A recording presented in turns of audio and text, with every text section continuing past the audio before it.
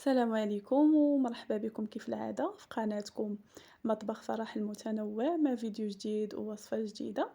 اليوم ان شاء الله غادي نحضر معكم براونيز اللي بزاف ديال الناس كياخدوه من المحلات وبثمن جد مرتفع.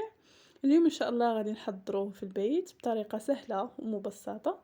غادي نشرح لكم ان شاء الله جميع المراحل باش ينجح معكم من اول تجربة. وإلا عجبتكم وصفة اليوم ما تنساوش تخليو ليا لايك على الفيديو وكذلك التعاليق الزوينه والمحفزه ديالكم. ما نطولش عليكم بزاف وندوز معكم مباشره للمقادير وطريقه التحضير. اول حاجه غادي نتعرفوا على المقادير. غادي نحتاجوا 180 غرام ديال الشوكولا نوار. ضروري يعني اهم حاجه في البراونيز انه الشوكولا خاصها تكون نوعيه جيده، خاصها تكون نسبة الكاكاو فيها أكثر من 50%. أنا هنايا خدمت ب74%، بعض المرات كنخدم حتى ب80%. غادي نحتاج كذلك 2 ديال البيضات، 40 غرام ديال الزبدة، تقريبا 2 معالق كبار عامرين.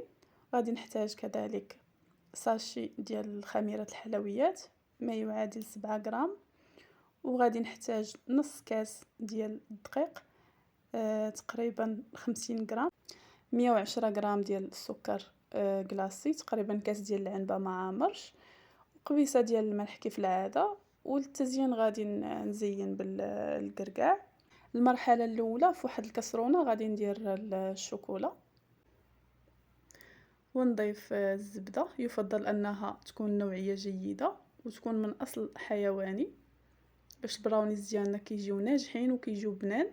وغادي نجيب هنا واحد الاناء اللي غادي ندير فيه قبيصه ديال الملح، هذاك الكاس اولا 110 غرام ديال السكر كلاصي، وجوج ديال البيضات يكونوا بدرجه حراره المطبخ. وغادي نطربوا كل شيء بالطراب الكهربائي.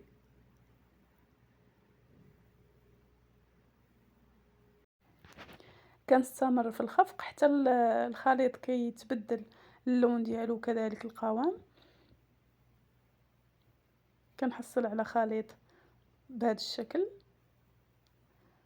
بالنسبه للشوكولا مع الزبده ضروري تذوبوهم في حمام مائي، يعني كديروا واحد الكسرونه لتحت فيها الماء وعاد كتحطوا الخرا من فوقها باش ما يتحرقش لكم الشكلاط. ضروري يعني في ما تكونوش زربانين ولا شي حاجه تقولوا غادي نحطوه مباشره فوق النار، ما ننصحكمش. وفي هذه المرحله غادي نضيف خميره الحلويات، قلت لكم هنايا درت 7 غرام، وكذلك 50 غرام ديال الدقيق ما يعادل نصف كاس. وكنستمر هكا في الخفق بالطراب الكهربائي.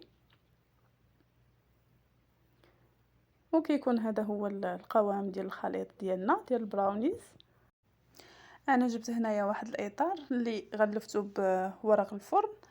القطر ديالو تقريبا 21 سنتيم على 21 سنتيم.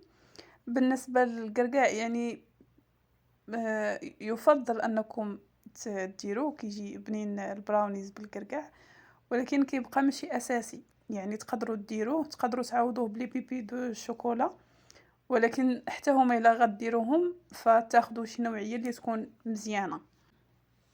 وكنفرغ الخليط في الاطار اللي وجدت من قبل. كنحاول نقاد الوجه باش يجيني متساوي. وهنايا غادي نستعن بواحد العويد وكنبقى غاده بهذا الشكل. كنظن ان الطريقه واضحه باش كيجيني البراونيز ديالي متساوي، ما كيجيوش فراغات ولا كتجي بلاصه طالعه وبلاصه هابطه. بهذا الشكل كيجي كله متساوي.